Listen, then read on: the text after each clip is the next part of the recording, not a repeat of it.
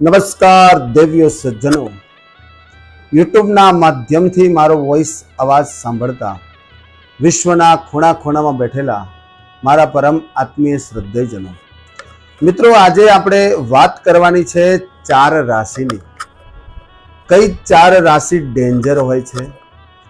4 રાશિના જાતકો ગજબના master mind આ શક્તિના કારણે પોતાના પક્ષમાં કરી લે છે બાજી. એ વિષય આજે આપણે જાણીશું. આમ તો જ્યોતિષ શાસ્ત્ર મુજબ કેટલીક ખાસ રાશિઓના વ્યક્તિઓ પોતાના કામ કઢાવવામાં કે પોતાની વાત મનાવવા માટે માસ્ટર ગેમ રમવાની પણ બાજુ આવતા નથી. કઈ રાશિના વ્યક્તિઓ માસ્ટર માઇન્ડ હોવાથી આવી પ્રકૃતિ મળી આવે છે? તમે માર્ક કર્યો હશે કે કેટલાક લોકો ખૂબ તિગડમબાજ હોય છે. તેઓ દિમાગ લગાવીને કંઈક ને કંઈક ખુરાફત કરતા રહેતા હોય છે. આમ તો માસ્ટર ગેમ રમ્યા કરે છે.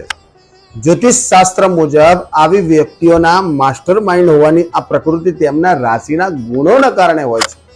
એવું પણ જોવા મળ્યું છે કે તે આવા લોકો ક્યારેક સંબંધોની પરવા કરતા પણ નથી. ખાસ જાણવું જરૂરી છે, જેથી કરીને તમારા સંબંધોમાં સતર્કતા રહી શકાય. તમે આ લોકો સામે ક્યારેય જીતી શકશો નહીં. પ્રથમ આપણે વાત કરીશું મિત્રો મિથુન રાશિના જાતકોની.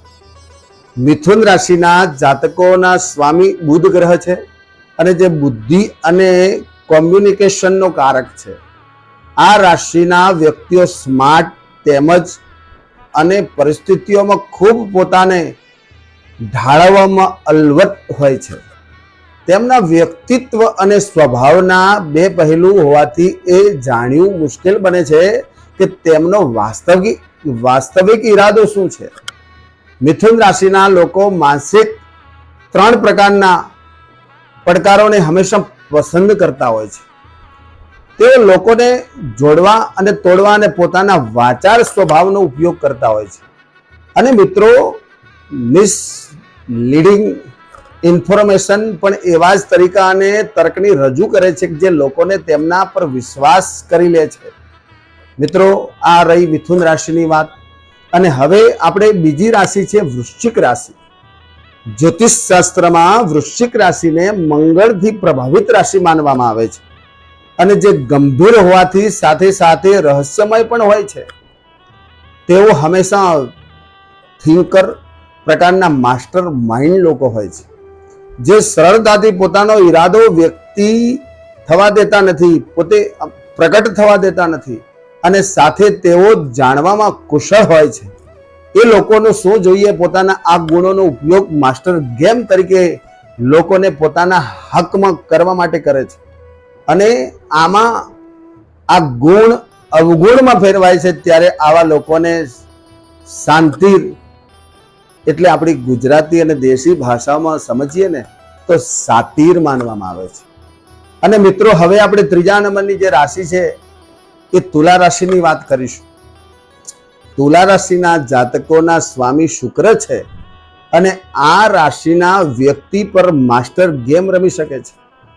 અને આ તેની સાથે રહીને પણ સમજવું મુશ્કેલ છે, કારણ કે તેઓ ખૂબ જ મિલનસાર સ્વભાવના હોય છે, પરંતુ તેઓ ઘણા ડિપ્લોમેટિક હોય છે, જે પરિસ્થિતિઓને પોતાના હકમાં જાળવી રાખવા માટે તથ્યો અને પરિસ્થિતિઓને હેરફેર કરી શકે છે. આ માસ્ટર માઇન્ડ વ્યક્તિ સમજવામાં નિષ્ણાંત હોવાના કારણે કોઈને પણ ધીમે ધીમે પ્રભાવિત કરી અને પોતાનું કામ કઢાવી લેતા હોય છે. અને મિત્રો, હવે આપણે વાત કરીશું કુંભ રાશિની. તો કુંભ રાશિના અધિપતિ શનિ દ્વારા શાસિત રાશિ માનવામાં આવે છે અને જે બૌદ્ધિક અને અપરંપરાગત હોવાથી સાથે સાથે વ્યવહારિક અને થોડીક રહસ્યમય પણ હોય છે. તેમની સોચ ખૂબ જ અનોખી હોય છે.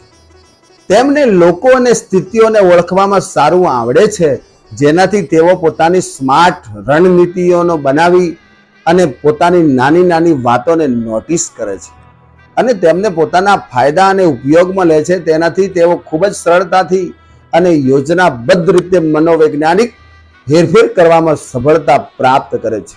તો મિત્રો, આ 4 રાશિના જાતકો એટલા માસ્ટરમાઇન્ડ અને બુદ્ધિશાળી જીવો છે કે પોતાની બુદ્ધિ અને આવડત અને બળથી પોતાનું કામ આસાનીથી પરિપૂર્ણ કરતા હોય છે. તો મિત્રો, તમારા જીવનમાં આવી કોઈ પણ પ્રકારની રાશિઓના કારણે મુશ્કેલીઓ આવતી હોય તો તમારે સતર્ક રહેવાની જરૂર છે. જાગ્યા ત્યાંથી સવાર. અને મિત્રો, હવે પછીના નેક્સ્ટ વિડીયોમાં આગળની બીજી રાશિઓ વિશે થોડું જ્ઞાન લઈને અમે જલ્દી ઉપસ્થિત થઈશું. ત્યાં સુધી જય શ્રી રામ. ઓમ